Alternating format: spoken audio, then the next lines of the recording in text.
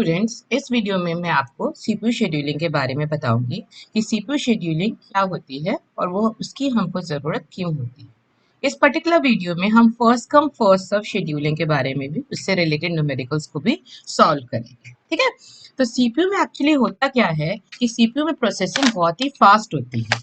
अगर हम एक एक प्रोसेस को लोड करके सीपीयू में भेजेंगे कि मान लो यहाँ से ये मेन प्रोसेस होता क्या है, सेकेंडरी मेमोरी से हमारी प्रोसेसेस सबसे पहले जॉब क्यू में आती हैं और जॉब क्यू से रेडी क्यू में आती हैं। अब ऐसा हम क्यों करते हैं, ये क्यूज हमने क्यों मेंटेन की है? एक्चुअली होता क्या है, सीपीयू में प्रोसेसिंग बहुत ही फास्ट होती है। अगर हम एक एक प्रोसेस को लोड करेंगे तो क्या होगा, सीपीयू का आइडल टाइम बढ़ जाएगा। क्यों बढ़ जाएगा? क्योंकि भाई एक प्रोसेस हमारी आई और हमने उसको एग्जीक्यूट किया, जब वो टर्मिनेट होके गई उसके बाद हम दूसरी प्रोसेस को लाए। तब होता क्या है, इसमें क्या होगा, अब अगर आप किसी एक प्रोसेस के बारे में देखेंगे तो प्रोसेस में क्या होता है, कुछ इंस्ट्रक्शंस होती हैं जो हमारी चलती हैं, कुछ बीच में इनपुट आउटपुट के केसेस भी आते हैं।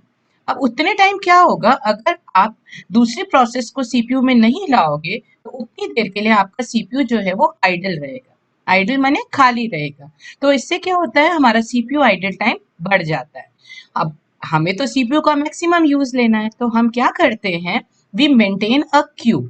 उस क्यू को हम क्या बोलते हैं, रेडी क्यू। हम इसमें क्यू मेंटेन करके रखते हैं जिसमें हमारी कोशिश क्या रहती है कि जैसे कोई प्रोसेस जा रही है तो एक क्यू मेंटेन रहे। जैसे ही सीपीयू में पहली प्रोसेस गई, दूसरी प्रोसेस बिल्कुल रेडी स्टेट में रहती है कि अगर P1 प्रोसेस एग्जीक्यूट हो गई तो एकदम हम नेक्स्ट मोमेंट पे नेक्स्ट प्रोसेस को सीपीयू दे दें। मैनी टाइम्स इस आकर कि मान लो, अब जैसे दूसरा केस मैंने आपको बताया था कि मान लो किसी एक पर्टिकुलर प्रोसेस में इनपुट आउटपुट आ गई, तो अब इनपुट आउटपुट टाइम पे क्या होगा, हमारा सीपीयू उतने टाइम के लिए खाली रहेगा। तो उसको खाली रखने के बजाय व्हाट वी डू, हम उसको वेटिंग क्यू में ले आते हैं और नेक्स्ट प्रोसेस को रेडी क्यू से सीपीयू में ले आते हैं। तो इस केस में क्या होता है कि भाई एक प्रोसेस हमारी रेडी उसमें वेटिंग क्यू में चली गई और दूसरी प्रोसेस को एक्सेस मिल गई, और इससे क्या होता है, सीपीयू यूटिलाइजेशन मैक्सिमम हो जाता है। अब इसमें होता क्या है, हमारे दो केसेस आते हैं। एक केस तो ये आता है कि जब हमने एक सीपीयू को एक प्रोसेस दी, अब वो पर्टिकुलर प्रोसेस अपने आप या तो एंड में आ जाए या टर्मिनेट हो जाए, उसका एग्जीक्यूशन पूरा हो जाए, तब उसे हम हटाते हैं, या फिर वो खुद इनपुट आउटपुट के कारण वेटिंग क्यू में आ जाए, तब हम दूसरी प्रोसेस को ये जगह देते हैं, सीपीयू देते हैं। उस केस को हम क्या बोलते हैं बेटा, उसे हम बोलते हैं नॉन प्रिएम्प्टिव एल्गोरिथम। मींस वो एल्गोरिथम्स, वो केस जिसमें हम प्रोसेस को इंटरप्ट किसी दूसरी प्रोसेस के कारण नहीं करते। समझ आई? In this case one CPU is allocated to the process, it can not be interrupted by the other process. ये सिर्फ दो ही केसेस में अपनी रेडी क्यू में वापस जाएगी। एक केस जब अगर वो प्रोसेस, दूसरी प्रोसेस रेडी क्यू वाली कौन सी सीपीयू में आएगी, जब या तो जो P1 प्रोसेस है वो फिनिश कर चुकी है एग्जीक्यूशन, या फिर वो वेटिंग स्टेज में आ गई। इसे हम बोलते हैं नॉन प्रिएम्प्टिव एल्गोरिथम। दूसरा एल्गोरिथम हमारा केस होता है कि कई बार हमारे पास क्या होता है कि मान लो P1 प्रोसेस चल रही है, बट वी नीड कि भाई कोई P2 प्रोसेस है जिसकी इमरजेंसी ज्यादा है, जिसकी प्रायोरिटी ज्यादा है। तो हमारा रिक्वायरमेंट होती है कि P1 को बीच में इंटरप्ट करें, बीच में इंटरप्ट करके उसको रेडी क्यू में वापस ले आए और in the mean time P2 को एक्सेस पहले दे। तो ऐसे वाले केस को हम क्या बोलते हैं, प्रिएम्प्टिव एल्गोरिथम। प्रिएम्प्टिव एल्गोरिथम में हमारे पास क्या होता है, नॉन प्रिएम्प्टिव एल्गोरिथम वाले दोनों केस तो आते ही हैं। मतलब उसमें एक केस में तब तो हमारी प्रोसेस एग्जीक्यूट होगी, मतलब दूसरी प्रोसेस कब आएगी, जब पहली प्रोसेस का या तो एग्जीक्यूशन फिनिश हो गया, या फिर उसकी को कुछ इनपुट आउटपुट की जरूरत पड़ गई, वो यहाँ आ गई, या फिर कोई ऑलरेडी इंटरप्टेड प्रोसेस थी जिसकी प्रायोरिटी हाई थी, वो आ गई तब, या फिर आईओ डिवाइसेस से वो प्रोसेस हमारी रेडी क्यू में आ गई। चारों केसेस में हम क्या करते हैं, P1 प्रोसेस को हॉल्ट पे लाकर हम दूसरी प्रोसेस को एग्जीक्यूट कर देते हैं। तो 4 केसेस हमारे क्या होते हैं, या तो मेरी प्रोसेस एग्जीक्यूशन फिनिश कर चुकी हो, a process finished is execution, या फिर process requires some input output, means वो हमारी वेटिंग क्यू में आ जाए, या फिर process come to the ready state after some input output device. कोई पर्टिकुलर प्रोसेस मेरी आईओ डिवाइस से रेडी क्यू में आ गई और उसकी प्रायोरिटी ऑलरेडी एग्जिस्टिंग प्रोसेस से ज्यादा है, या फिर process is running in a running state and some other process with a higher priority come to the ready state. May be possible job queue से कोई प्रोसेस ऐसी आ जाए जिसकी प्रायोरिटी हाई हो, तब भी हम इंटरप्ट कर देते हैं P1 प्रोसेस को। अब हमारे पास क्या है, हमारे पास कुछ एल्गोरिदम्स दे रखे हैं, कुछ एल्गोरिदम्स हैं जिन पे बेस्ड हम preemptive and non preemptive cases को एग्जीक्यूट करते हैं। इस वीडियो में हम स्ट्रेस करेंगे हम first come first serve basis पे, कि first come first serve basis पे किस तरह से हम अपने सीपीयू शेड्यूलिंग करते हैं। बट इसमें ध्यान रखिए first come first serve basis पे सिर्फ नॉन प्रियम्पटिव एल्गोरिदम होता है, नॉन प्रियम्पटिव एल्गोरिदम नहीं होता। मतलब क्या है, नेम से ही पता चल रहा है first come first serve basis means जो प्रोसेस आई है वो प्रोसेस को एक्सेस पहले मिलेगा, और वो जब पूरा कर लेगी अपना एक्सेस तब आप दूसरी प्रोसेस को एक्सेस दोगे। इससे रिलेटेड क्या होता है, first come first serve basis को आप किस तरह से करते हो, जब आप एग्जाम में क्वेश्चंस देखोगे तो आपके पास क्वेश्चंस आते हैं, आपको एवरेज वेटिंग टाइम प्रोसेस का निकालना होता है कि भाई हम कौन सा एल्गो यूज करें जिससे हमारा एवरेज वेटिंग टाइम सबसे लीस्ट हो। तो सबसे पहला एल्गोरिदम सबसे बेसिक एल्गोरिदम आता है, that is first come first serve basis. इसमें क्या होता है, process will come to the ready state first will get the access first on first come first serve basis। Means क्या है, मान लो मेरी एक रेडी क्यू है, रेडी क्यू में उस प्रोसेस को सबसे पहले टाइम मिलेगा प्रोसेस को एक्सेस जो सबसे पहले आई। ये हमेशा नॉन प्रियम्पटिव होता है, मतलब इसमें हम बीच में दूसरी प्रोसेस को इंटरप्ट नहीं करते। अब obviously first come first serve basis पे कर रहे हैं तो it is very easy to understand and it is very easy to implement as well. Clear. In this algo average waiting time, ये हम डिसएडवांटेज में भी देखेंगे, अभी मैं आपको दिखाऊंगी, average waiting time is high. ये डिसएडवांटेज में भी आ जाता है क्योंकि कई बार क्या होता है, अगर कोई शॉर्ट प्रोसेस बैक में आ गई तो लॉन्ग प्रोसेस को ज्यादा टाइम के लिए वेट करना पड़ता है। अब जैसे मैं आपको एक न्यूमेरिकल दिखा रही हूँ बेटा, इसमें हमारे पास चारों प्रोसेसेस हैं, चारों का अराइवल टाइम 0 है, बट इसमें मैं आपको दिखाऊंगी कि अगर लॉन्ग प्रोसेस पहले आ जाती है तो हमारा वेटिंग टाइम क्या होता है, अगर शॉर्ट प्रोसेस पहले आ जाती है तो हमारा एवरेज वेटिंग टाइम क्या होता है। अब हम मान के चलते हैं कि although arrival time is 0, but हम जिस सीरीज में लिखा है अगर उस सीरीज में इस न्यूमेरिकल को यूज करें तो ये न्यूमेरिकल कैसे एग्जीक्यूट हो। अब इसमें क्या हुआ, we have 4 processes P1, P2, P3 and P4। Arrival time of every process is 0। इसका मतलब क्या है, मेरी सारी प्रोसेसेस 0th इंटरवल पे आ गई। What is CPU burst time? It is the time जितना वो particular process CPU में लगाएगी, मतलब you can say it is the CPU processing time कि particular process CPU में कितनी देर के लिए रहती है। तो सबसे पहले मेरी आई, अब मान के चलो अगर मैं ऊपर से नीचे लेके चलती हूँ तो P1 प्रोसेस मेरी सबसे पहले आई, तो P1 प्रोसेस मेरी 0th इंटरवल से स्टार्ट हुई और हुआ क्या, वो मेरी कितने सेकेंड्स की थी, it is this time is in second. Clear. तो मान लो वो मेरी 17 सेकेंड की थी, तो अब होगा क्या, सीपीयू में सबसे पहले 17 सेकेंड तक मेरी P1 प्रोसेस रहेगी। अब मेरी नेक्स्ट प्रोसेस कौन सी आ गई, P2 प्रोसेस। P2 प्रोसेस को कितनी देर के लिए सीपीयू चाहिए, 4 सेकेंड के लिए। तो what will happen, P2 process मेरी कितनी देर के लिए रहेगी, 4 सेकेंड्स के लिए। तो 4 सेकेंड्स को अगर आप 17 में ऐड कर दोगे तो कितना टाइम लगेगा, इट विल बी योर 21। तो 21 सेकेंड्स के बाद क्या होगा, P3 प्रोसेस को एक्सेस मिलेगी। P3 प्रोसेस कितने टाइम की है, 5 सेकेंड्स की। तो व्हाट विल हैपन, 5 सेकेंड्स के बाद मतलब क्या होगा, 26 के बाद ये मैं कैसे ला रही हूँ, 5 सेकेंड तक P3 ने लिया तो 21 + 5 26, 26 पे क्या होगा, P3 प्रोसेस बाहर आ जाएगी और P4 प्रोसेस को एक्सेस मिल जाएगी। P4 प्रोसेस मेरी कितने की है, इट इज ऑफ 3 सेकेंड्स। तो क्या होगा, फाइनली 26 + 3 29 सेकेंड पे मेरी चारों प्रोसेस जो है वो प्रोसेस हो जाएंगी। तो सबसे पहले एक बार मैं रिवाइज कराऊं कैसे हुआ, 0th सेकेंड पे सबसे पहले P1 प्रोसेस आई 17 सेकेंड की, this is my time line. Clear, this is my time line, how time is increasing, ठीक है ना, कि टाइम बढ़ता चला जा रहा है और प्रोसेस मेरी एग्जीक्यूट होती चली जा रही है। तो सबसे पहले 17 हुआ, फिर P2 प्रोसेस 4 सेकंड का आया तो 17 प्लस 4 21। देन 21 सेकंड के बाद P3 प्रोसेस आई 5 सेकंड्स की और उसने 21 प्लस 5 26 हो गया। फिर 26 में उसने प्लस 3 सेकंड्स किया एंड दिस इज 29 सेकंड। अब बेटा इसमें हमें क्या निकालना है, हमें कैलकुलेट करना है एवरेज वेटिंग टाइम। अब इस एवरेज वेटिंग टाइम को निकालने के लिए सबसे पहले क्या होता है, we have to calculate the start time. What is start time? Start time is the time when the process get the CPU. Start time तो तभी होगा ना जब उसको प्रोसेस के लिए सीपीयू मिलेगा। तो अगर अब यहाँ जो भी कोई प्रोसेस हमारी जब स्टार्ट होती है तो P1 मेरी प्रोसेस कब स्टार्ट हुई, 0th इंटरवल पे स्टार्ट। उसके बाद मेरी P2 प्रोसेस आई, वो कब स्टार्ट हुई है, उसको कब एक्सेस मिला है, 17 पे। तो 17 is the start time of this process. अब P3 प्रोसेस कितने बजे स्टार्ट हुई, 21 पे। तो starting time of P3 process is 21। P4 process मेरी कब स्टार्ट हुई, 26 इंटरवल पे। तो इसका स्टार्ट टाइम कितना हो जाएगा, 26।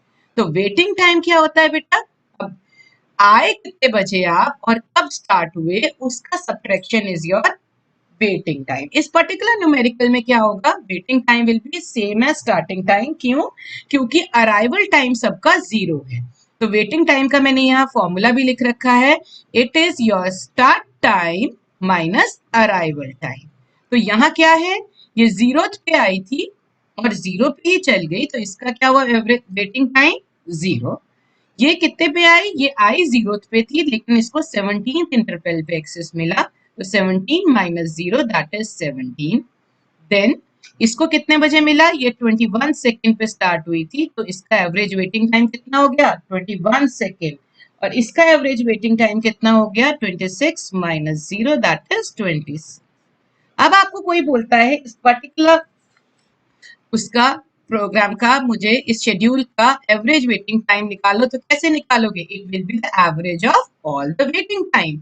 तो एवरेज वेटिंग टाइम कितना होगा इसका, हमारा average waiting time will be your the weight average of all this value, that will be 0 plus 17 plus 21 plus 26 and divided by 4। और ये वैल्यू आपकी कितनी आएगी, दैट इज 16 सेकेंड्स।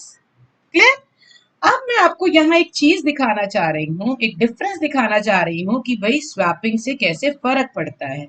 अगर मान लो ये अभी हमने क्या किया, इसको हमने ऐसे चलाया, मान लो अगर ये प्रोसेस ऐसे चली होती, P4 पहले होती, P3 P2 P1 होता, तब देखो हमारा ये न्यूमेरिकल कैसे चलता। अब अगर मैं टाइमलाइन बनाती हूँ, जब हम रिवर्स में केस ले रहे हैं, हम ले रहे हैं क्योंकि सबका टाइमिंग सेम है ना, तो यहाँ मैं रिवर्स में भी बात कर सकती हूँ बिकॉज अराइवल टाइम सेम है। अगर अराइवल टाइम सेम नहीं होता तो मैं first come first serve basis पे रिवर्स में नहीं ले सकती थी। अगर मैं यहाँ रिवर्स में लेती हूँ तो देखो बेटा क्या फर्क पड़ता है। सबसे पहले 0th इंटरवल पे क्या होगा, मान लो P4 है। अब P4 कितने सेकेंड्स की है, 3 सेकेंड्स की है। तो क्या होगा, 3 सेकेंड्स के बाद किसको एक्सेस मिल गया, P3 को मिल गया। P3 कितना है हमारी, P3 इज ऑफ 5 सेकेंड्स, तो क्या होगा, ये हमारी चलेगी 8 सेकेंड तक। क्लियर? उसके बाद किसको एक्सेस मिला, P2 को मिला जो कि है हमारी 4 सेकेंड्स की। तो यहाँ पर क्या आएगी value, that will B 12।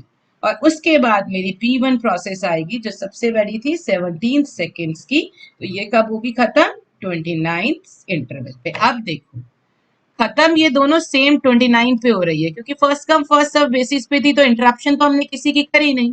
But अब यहाँ आप देखोगे the average waiting time will be different in this case. How it will be different, अब यहाँ पर क्या होगा बेटा, स्टार्टिंग टाइम कैसे, देखो अब स्टार्ट टाइम सबका डिफरेंट हो जाएगा। स्टार्ट टाइम कैसे डिफरेंट हो जाएगा बेटा, अगर मैं यहाँ आपको एक रफ में ड्रॉ करके दिखाती हूँ तो what it will happen, your processes, then your start arrival time, then start time and then your waiting time। तो आपका सबसे पहले आपकी आ गई processes P1 P2 P3, P4, then your 0, 0, 0, 0, then your 17, 4, 5 and 3. Now this is the arrival time. अब arrival time देखो, इसका arrival time क्या है? इसका arrival time है P1 का कितना है 12. तो अब इसका arrival time क्या हो गया 12. इसका P2 start time, sorry you can say start time कितना हो गया, इट इज द योर जो तुम्हारा स्टार्ट टाइम है, सॉरी स्टार्ट टाइम लिखा, ये स्टार्ट टाइम कितना हो गया, तो स्टार्ट टाइम इज इसका हो गया स्टार्ट टाइम 12, इसका स्टार्ट टाइम कितना हो गया P4 का, P2 का इज 8, P3 का इज 3 एंड P0 का 0. तो अगर आप वेटिंग टाइम निकालोगे that is your start time minus arrival time, then what values will be coming, it will be 12 minus 0 equal to 12, it will be ये आपका कितना होगा 8 minus 0 8, 3 minus 0 it is 3 और 0 minus 0 it is 0. अब इसका average waiting time निकालोगे बेटा तो कितना आएगा 12 plus 8 plus 3 plus 0 divided by 4 और ये वैल्यू आपकी आएगी कितनी, ये आपकी वैल्यू आएगी 5.6 सेकेंड्स. अब आप बेटा डिफरेंस देखो, अगर हमारी ये दो शेड्यूल्स स्वैप हो गए, मतलब लंबी प्रोसेस मेरी पहले आगे थी, मेरी P1 प्रोसेस लंबी थी, उसने ज्यादा देर के लिए टाइम दिया था, तो मेरा waiting time average waiting time ज्यादा था. और दूसरे केस में जब मेरी शॉर्टर प्रोसेस आगे थी तो हमारा एवरेज वेटिंग टाइम कम हुआ. इसी को ओवरकम करने के लिए हम नेक्स्ट कौन सा एल्गो यूज करते हैं, that is shortest job first, but वो हम अब नेक्स्ट उसमें करेंगे वीडियो में. इसी फर्स्ट कम फर्स्ट बेसिस पे आपको मैं एक न्यूमेरिकल और करके दिखाती हूँ कि इनको हम कैसे करते हैं. अब इसमें भी क्या है, अब पहले वाले केस में क्या था, हमारे सबके स्टार्ट टाइम अराइवल टाइम सबके 0 थे, तो स्टार्ट टाइम सीधा स्ट्रेट अवे वही वाला आ रहा था जब वो प्रोसेस स्टार्ट हो रही थी, क्योंकि दैट वाज स्टार्टिंग टाइम. तो वेटिंग टाइम सबका 0 से माइनस करके आ रहा था. अब मैं आपको एक दूसरा केस बता रही हूँ जिसमें मान लो अगर आपके अराइवल टाइम डिफरेंट है, तब हमारा वेटिंग टाइम कैसे डिफरेंट हो जाता है. अब यहाँ हमारे पास प्रोसेस है P1, P2, P3 and P4. अब क्योंकि अराइवल टाइम डिफरेंट है तो हमारे पास स्वैपिंग वाला कोई केस है ही नहीं. First come first serve basis के कारण क्या है, जो प्रोसेस फर्स्ट आएगी हम उसको एक्सेस सबसे पहले देंगे. अब यहाँ 0th इंटरवल पे और मेरी सबसे पहले P1 प्रोसेस आई है, तो P1 प्रोसेस को हम देंगे सबसे पहले एक्सेस. ये है हमारी 5 सेकेंड्स की, तो क्या होगा 5 सेकेंड्स बाद अब हम नेक्स्ट पे आएंगे. अब 5th सेकेंड्स के बाद आप देखो ये तीनों प्रोसेसेस आ चुकी होंगी. क्यों, ये 0th इंटरवल पे थी, ये फर्स्ट पे थी, ये सेकेंड पे थी और ये थर्ड पे थी. तो 5th सेकेंड तक ऑल दो हमारी ये तीनों प्रोसेसेस आ चुकी हैं, बाकी 3 भी, बट हम एक्सेस किसको देंगे, P2 को देंगे. क्यों, क्योंकि P2 का अराइवल टाइम कम है, ये सबसे पहले आई है, तो P2 प्रोसेस हमारी चलेगी. P2 प्रोसेस कितने की है, 3 सेकेंड्स की है, तो क्या होगा हमारी ये यहाँ पर कितना आएगा, इट विल बी 8. अब P2 प्रोसेस के बाद कौन सी आई थी रेडी क्यू में, 2th इंटरवल पे P3, तो हम P3 को एक्सेस देंगे. वो कितने सेकेंड्स की है, 8 सेकेंड्स की है, इट विल बी यहाँ क्या आएगा 16. और लास्ट में हमारी कौन सी आई थी, P4 प्रोसेस, जो कि हमारी 6 सेकेंड्स की थी, तो यहाँ हमारा आ गया 22. आप कैलकुलेट करो P1 कब आई, स्टार्ट टाइम तो आपको इससे पता चल जाएगा, P1 तो आई और तभी स्टार्ट हो गई. P2 प्रोसेस कब स्टार्ट हुई, 5th इंटरवल पे स्टार्ट हुई. P3 कब स्टार्ट हुई, 8th इंटरवल पे स्टार्ट हुई. P4 प्रोसेस कब स्टार्ट हुई, 16th इंटरवल पे स्टार्ट हुई. तो अगर हम वेटिंग टाइम निकालेंगे, अब वेटिंग टाइम हमारे पहले न्यूमेरिकल की तरह क्या होगा, that will B start time minus arrival time. ऊपर क्या हो रहा था पहले न्यूमेरिकल में, क्योंकि अराइवल टाइम सबका 0 था तो स्टार्ट टाइम और वेटिंग टाइम सबका सेम आ गया था, बट अब यहाँ सेम नहीं आएगा. यहाँ क्या है, ये वाली 0th इंटरवल पे आई थी और 0 पे ही इसे एक्सेस मिल गया, तो ये क्या हुआ 0. ये वाली भी हमारी प्रोसेस आई तो फर्स्ट इंटरवल पे थी, बट इसको एक्सेस मिला फिफ्थ इंटरवल पे। तो हम इसको वेटिंग टाइम कैसे निकालेंगे? Start time minus our arrival time. तो ये कब हुई? इसका वेटिंग टाइम क्या हुआ? 4 सेकेंड। 4 सेकेंड तक इसको वेट करना पड़ा सीपीयू को लेने के लिए। ये वाली को 8 सेकेंड पे सीपीयू मिला, जबकि ये 2 सेकेंड पर आ चुकी थी।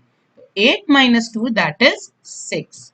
यहाँ पर क्या हुआ? ये 16 सेकेंड पे इसको एक्सेस मिला, जबकि ये थर्ड इंटरवल पे ही आ गई थी।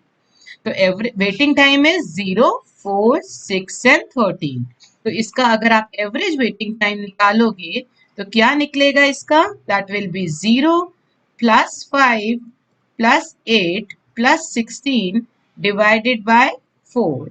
That will be your 5.75 seconds. Clear? इस तरह से हम first come first serve basis वाले एल्गोरिदम, शेड्यूलिंग एल्गोरिदम को एग्जीक्यूट करते हैं। किस तरह से कैलकुलेट करते हैं? जो प्रोसेस पहले आई उस प्रोसेस को पहले एक्सेस देते हैं।